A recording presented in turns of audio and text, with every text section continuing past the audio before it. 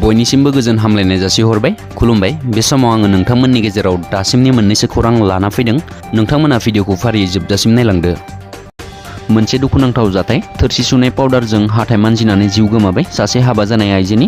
बे सोमोनांथाव जाथाया सोमजिदों हाज' थानानि बेन्दोङाव थानाय हावलाखायाव। मोनथिनो मोननाय बायदिब्ला केमिकेल पयजननि थाखायनो बेफोरबायदि जिउखौ खोमाना लानांबाय आइजोआ। थैनाय आइजोआ फजल हकनि बिसि 20 बोसोर बैसोनि आरिफा बेगम होनना मोनथिना मोन्दों। मोनथिनो मोननाय बायदिब्ला बिस्थिबारै फुङाव खमैबो 8 रिंगासो समाव आरिफा बेगमा न'आव थानाय थोरसि लथा सुनाय पाउडारजोंनो हाथाय मानजिदोंमोन।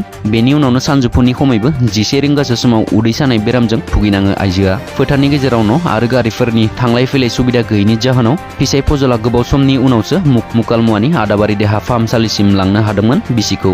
नाथाय बिनि दसे समनि उनावनो आइजोनि जिउआ गोमायो। ओरैहाय आइजोनि न'खरा फिसाइखौसो बुथारदों होननानै सन्देह खालामदों। नाजानाय थायोब्ला थारैनो जाफुंसार जानो हायो, बेनिनो मोनसे फोरमान। बर' बिजोंजों फरायनानैनो APSC आनजादाव उथ्रिसार जानो हादों चरण नार्जारी बिथांजों लोगोसे बिनि बिसिया बिथांखौ मदद होबोदों।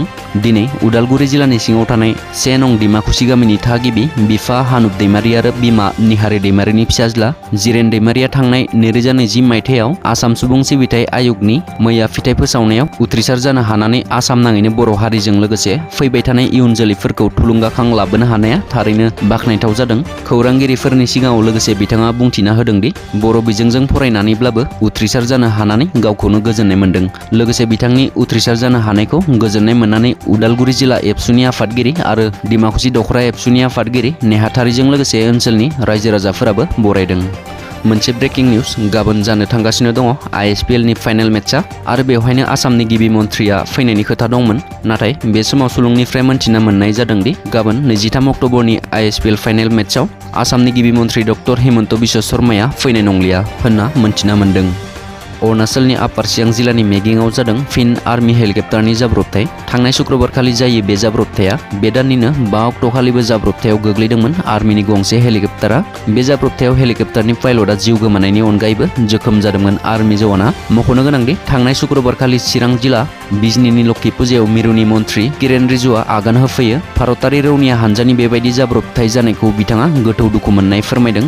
बिथाङा बुंबावदोंदि अरुणाचलाव गले गले हेलिकप्टार जाब्रबथाय जानाया साननो गोनां बाथ्रा होननानै।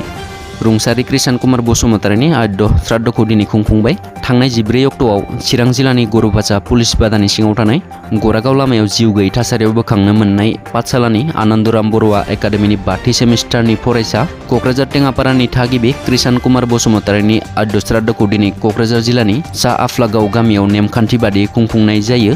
कृष्ण कुमार बसुमतारीनि आद्य श्राद्धआव बाहागो लायो BTC नि बारग' डिप्युटि चिफ खाम्फा बरगयारीजों लोगोसे गुबुन गुबुन ओनसोलनि रायजो राजाफोर आरो ओनसोलनि सुबुंफोरा।